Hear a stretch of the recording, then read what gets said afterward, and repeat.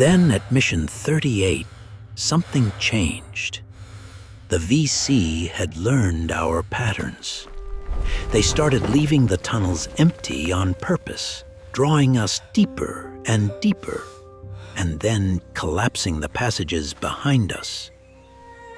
Mission 40, November 1968.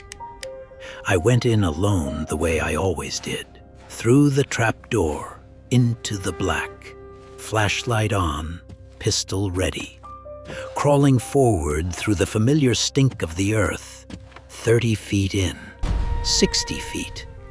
The tunnel bent right, then left, then descended sharply, a vertical drop of maybe 8 feet into a lower level. I went down. Second level. The air here was worse, thicker, less oxygen. The walls closer. I kept moving, marking my path in my head the way I always did. Right turn, left turn, another right, descending shaft. Second right after the descent. And then I heard it, behind me. The soft, specific sound of earth shifting, not the tunnels settling. I knew that sound. This was deliberate, something closing. I turned around and went back the way I came, reached the ascending shaft, put my hands on the clay walls and started climbing. Made it 4 feet up and hit solid earth where the shaft opening had been.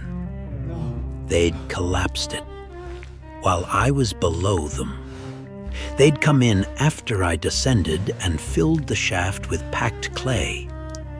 I was 30 feet underground with no way up. I held still. This is the most important thing I can tell you about what happened next. I held still.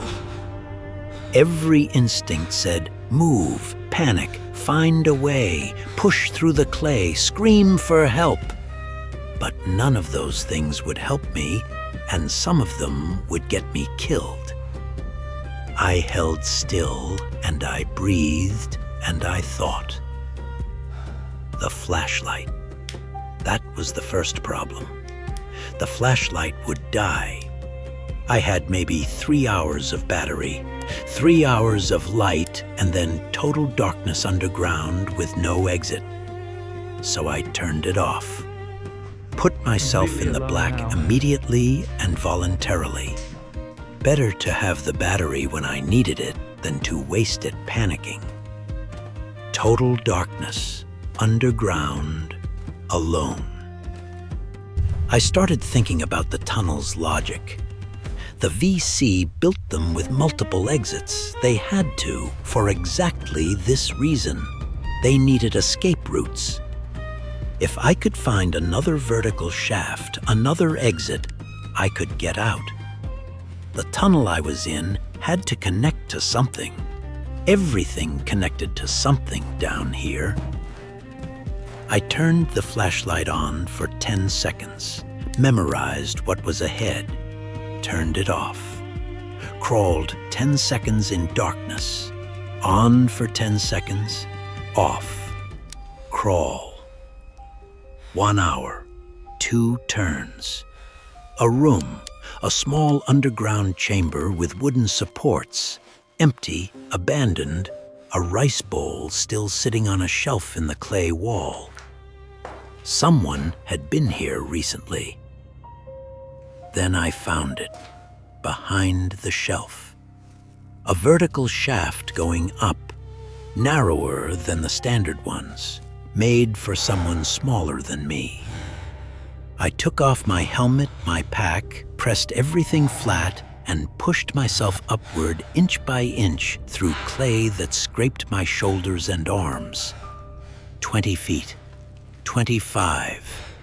My arms were shaking and the shaft was getting tighter, and I thought, this is it.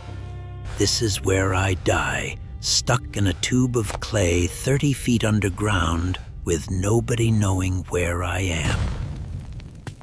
Then my hand broke through into open air. I pulled myself out into a rice paddy at night, covered in clay from my boots to my face, shaking so hard I dropped the pistol. I lay on the surface of the earth and looked up at the sky. Just the sky, open and dark and full of stars. I have never been so grateful for something as I was for that sky. I didn't go back down after that, not because they wouldn't let me, because I went to my sergeant and I said I was done, and he looked at me and nodded, and that was it. 40 missions. Most tunnel rats lasted 8 to 10 before they requested reassignment or were rotated out for psychological evaluation. I don't say that with pride. I say it as a fact about what repeated exposure to that particular kind of dark. I went home in early 1969, alive, no visible wounds, all my fingers and toes, by the clinical definition, intact. But I haven't been in an elevator without counting the seconds since 1969. I haven't been in a basement without checking the exits since 1969. I slept with a flashlight on the nightstand for 30 years. My wife asked me about it once, just once. I tried to explain the black echo and the clay shaft and the rice bowl on the shelf in the abandoned underground room, and she held my hand and didn't say anything. That was the right response. Some things don't translate into language that works above ground. Can you explain it again? People ask what it was like. What made someone volunteer for that? I've been trying to answer that for 50 years. Part of it was simple. Somebody had to do it. The tunnels were killing us from below, and somebody had to go down and meet that threat on its own ground. If not me, then someone else. I was small, and I was stubborn, and I raised my hand. But part of it was something I didn't understand until long after. Down in the tunnels, there was a clarity that didn't exist anywhere else in that war. Up above, it was politics and body counts and protests at home and a war that nobody could explain in terms that made sense. Underground, it was pure. Just me and the dark and the question of whether I was going to be alive in the next 60 seconds.